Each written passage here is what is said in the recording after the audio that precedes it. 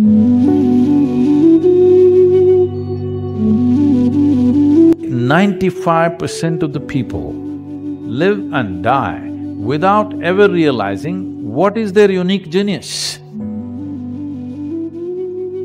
People don't know what to do because we have not handled the most fundamental. You must just tweak your competence.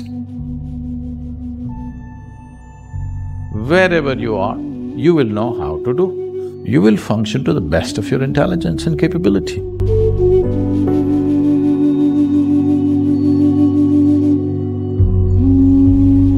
One of the things that someone that we actually met a couple weeks ago, the dean of Harvard Business School, said to me, we were talking about leadership, and he was sharing his philosophy about leadership as the dean of a major business school. And he sort of said, for me, it's about knowing, acting, being, having some real knowledge and expertise to lead, taking action upon it, and then living every day that way. And one of the things that I think has been the most amazing about Sadhguru's journey is the actions that he has taken. You saw some of the programs up there, but maybe you can describe some of the things that you have going on in the world, because it's not just about coming and talking and meeting and philosophizing, it's actually about taking action. So maybe you can tell us some of the things that you have going on around the world and how you get them resourced. When we say being, we're talking about the fundamental nature of our existence. The quality of our existence will determine the quality of our perception, and the quality of our perception will determine the quality of what we know and what we do not know. Action is a consequence of this.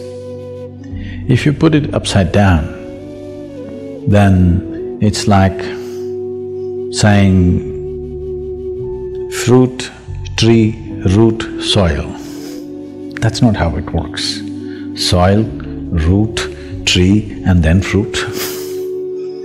If you put it upside down, you may pull out something forcefully, but the damage is there. Today, I'm working with a whole lot of business leaders in the world, both in India and outside. I wouldn't like to generalize this, but I would say at least 60 to 70% of them, by the time they're 45, they're seriously damaged in many ways.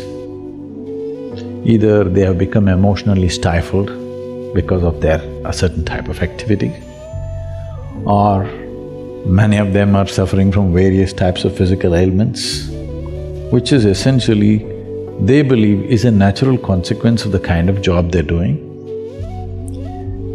Because you're doing things forcefully. If you do not understand the natural order of things as to how life blossoms, if you want the fruit first before the tree, obviously it involves forceful ways of doing things. When you do forceful ways of doing things, one thing may be achieved, but the rest is damaged. Most affluent societies in the world, everywhere, not just here, are going through this. They have become affluent, but the fundamental idea of seeking affluence, either in individual life or in a society or in a nation, is because it will give us a choice fundamentally of nourishment and lifestyles. This is the reason why human beings seek affluence, so that it'll give us a whole choice of nourishment and lifestyles. Now, if you look at people's lives, these choices are not something that they're enjoying. These choices are just freaking them out. People don't know what to eat, people don't know what to do, because we have not handled the most fundamental. We want to be on the racetrack, but we don't want to build a machine for it, we just want to win. Nobody wins a race because they desire it. Who doesn't desire victory? Everybody does. But only competence wins in the end. So whether it's in a school or in a college or in a professional atmosphere, instead of tweaking our competence, we are tweaking our desire, which we call as ambition or goal-orientedness or whatever. You're tweaking your desire without tweaking your competence, or you may be tweaking your competence, but it's coming behind the desire. No, you must just tweak your competence. What you can do may be beyond your desire, or it may be little less than that, we don't know. But without tweaking your competence, you're trying to tweak your desire, which causes an unnecessary sense of stress when you do well. Look at the pain of that. You're suffering your well-being. This cannot be excused because our well-being is coming at a great loss and pain to every other creature on the planet, and we are suffering it simply because we are putting the cart before the horse. So, you cannot do being in the end, knowing, doing, knowing and being, no. Being first, how to be. If you don't know how to be, wherever we put you, you will suffer. If you know how to be, whether you work here in San Francisco or you have to work in the Mars, it doesn't matter.